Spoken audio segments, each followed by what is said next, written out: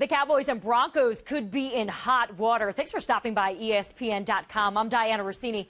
A source has told Adam Schefter there was collusion between the Denver Broncos and the Dallas Cowboys on the unsettled contractual situations of wide receivers Demaryius Thomas and Dez Bryant. That's a big no-no because the collective bargaining agreement prohibits that.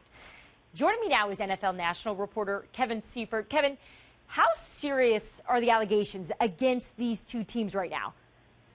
Yeah, they're very serious, but they're also there's a very high standard for proving it. It's very difficult to prove that collusion exists, which is that two teams are basically conspiring to keep the market down at a particular position or a particular player or group of players. And so it can't just be a conspiracy theory that maybe there must be some reason why big money isn't being offered. There has to be some kind of proof of whether it was emails or phone discussions or some kind of transcription or something that proves that there was an agreement between the two teams to do that. And so that's why these things often get accused but are not often punished. When they are punished, the punishments can be severe, but the NFL takes it seriously, but they also have to make sure that all their T's are crossed and their I's are dotted before they actually put out any discipline for such a thing. How does this work, though? So if they're found guilty, these two teams, what would the potential penalties be? How does this work?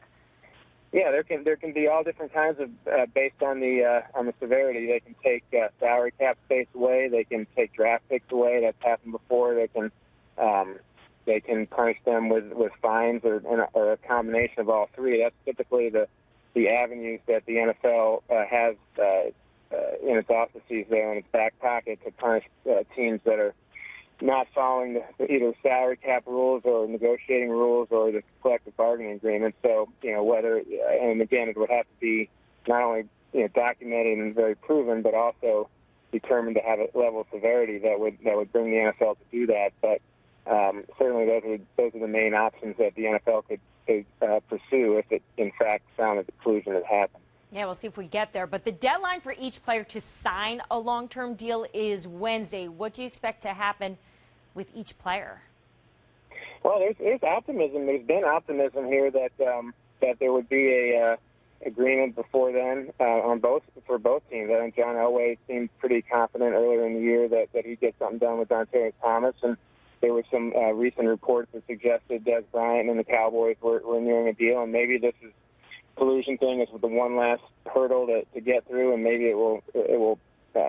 There's some hope that it will, get some people off their numbers and wrap up the deal and get it where the players want them to be. And so I think it's still a pretty decent shot for both of those guys to get long-term deals.